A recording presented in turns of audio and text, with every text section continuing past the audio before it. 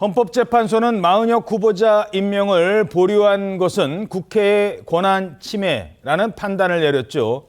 자, 이러자 민주당에서는 곧바로 최상목 권한대행을 압박하고 나섰습니다. 최상목 대행은 마은혁 재판관 임명을 바로 하기는커녕 정무적 판단이 필요하다는 기상천외한 망언을 했습니다. 오늘 오전까지 마은혁 재판관을 임명하지 않는다면 대통령 권한대행으로 인정할 수 없다는 사실을 분명히 경고합니다. 오전 중에 꼭 임명하시고 오후에 국회에 오셔서 국정협의체에 임하셔야 하지 않겠습니까? 자, 오늘 오전까지 임명하지 않으면 권한대행으로 인정할 수 없다. 지금 오전 지났는데 어떤 의미로 받아들여야 될까요?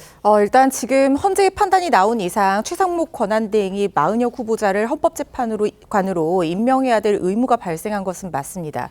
그렇지만 오전까지 임명하지 않으면 권한대행으로 인정하지 않겠다라고 시적 제한까지 민주당 측에서 못 박는 것은 사실상 정치적인 압박이라는 생각이 들고요.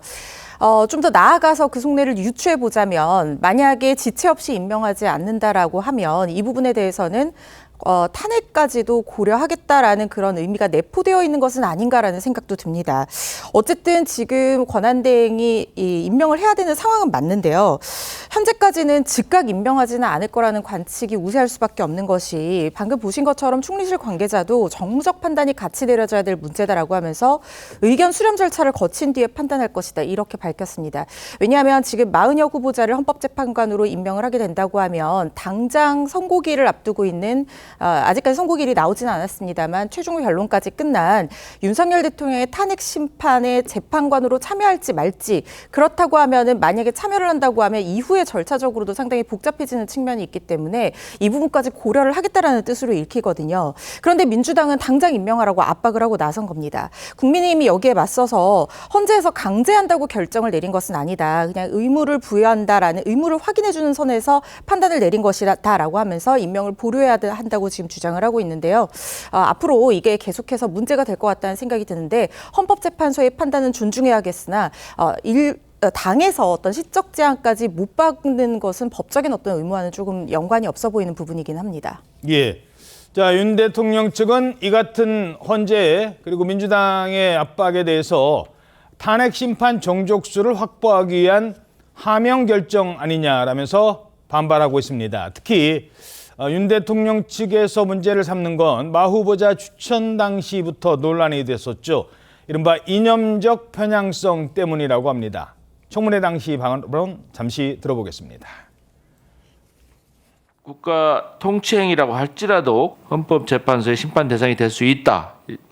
이런 내용에 대해서 알고 계시죠? 네, 알고 있습니다. 원래 개인적인 친분이 있으셨던 분인 거죠? 네, 인천적 민주노동자 연맹을 하면서 네. 알게 된 사입니다.